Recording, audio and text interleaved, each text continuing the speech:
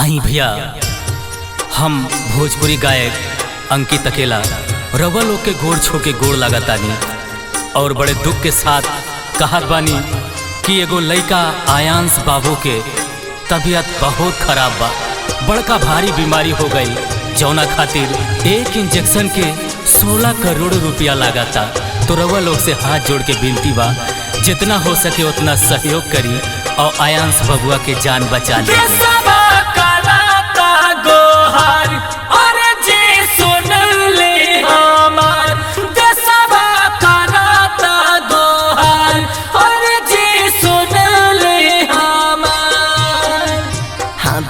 जोड़ी करिले बिनतिया भैया, हाथी जोड़ी करिले बिनतिया भैया।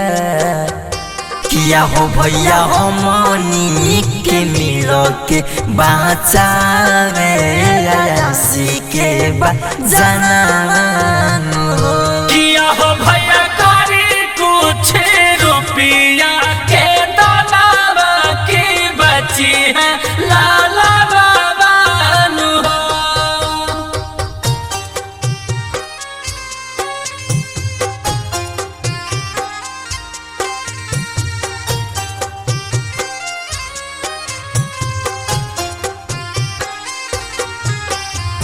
ज्योति रिकॉर्डिंग स्टूडियो घोड़ा सहन लखान।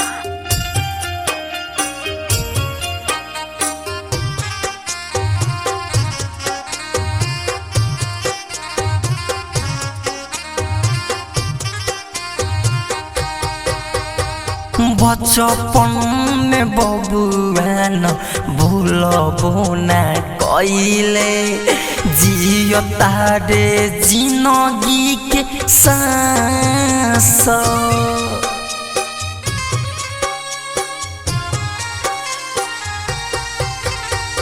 एक ही जे कसन में अटकल पारानवा, रखले बाबा का पर आस हो।